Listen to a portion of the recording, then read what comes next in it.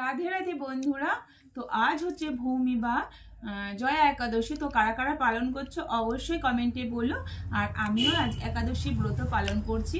তো দেখো এখানে আমি কি কি নিয়ে নিয়েছি, নানান ধরনের ফল নিয়েছি। তো এখানে দেখো আঙুর ফল আছে, এই যে কুল আছে, এই যে তরমুজ আছে, আপেল আছে, নারকেল আছে, এখানে কাজু আছে, কিশমিশ আছে, আর এখানে আছে দেখো সাবু।